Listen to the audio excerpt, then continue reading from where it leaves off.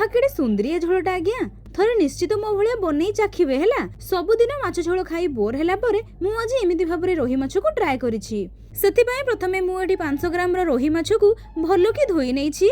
एबे सेथिरे गोटे चामच हळदी गुंड, लंका गुंड गोटे चामच आउ सोरिष तेल को माछरे देई हातरे भलो की गोळै नियंतु। हे देखंतु मु एपटे वीडियो चक्कर लुण पकेबा को भूली जाइछि। हौ पछरे लुण देबी ताकू आउ टिके भलो की गोळै नेली।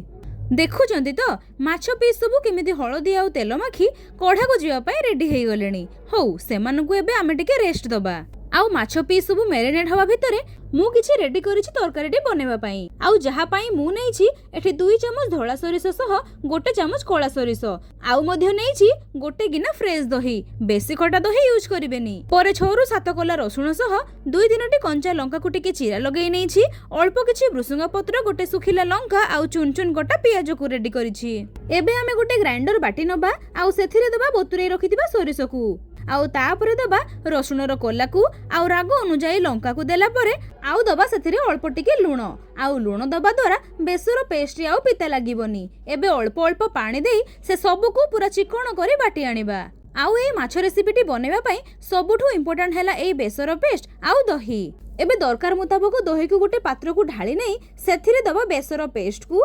एबे तरकारी रे दही न फाटिबा पई सेथिरे गोटे चामच बेसन को दबा आउ से सबु को पानी देई भल्लो के गोळै नबा।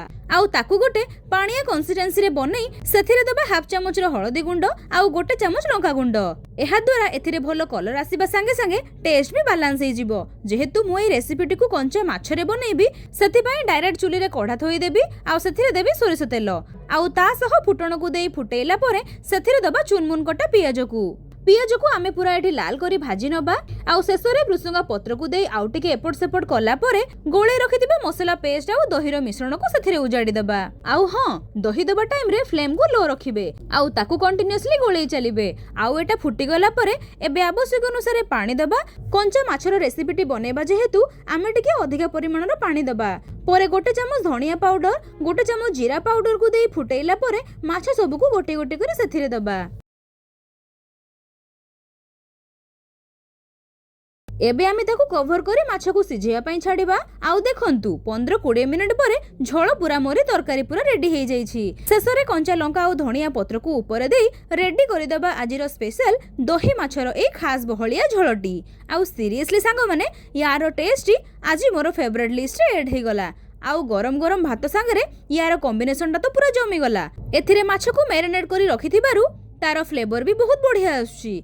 आउ शेषरे एतिकी कहिबी सांग माने सुस्थ रहिबा संगे संगे देह पई हेल्दी खाइबा भी बहुत इंपोर्टेंट। तो भलो खांतु आउ सुस्थ रुहंतु। वीडियोटी भल लागिले वीडियो को लाइक करी गोटे गोटे सुंदर कमेंट करबा को जमारू भूलिबेनी। रहिली आमे पुणी देखाबा आउ एको नुवा रेसिपी रे।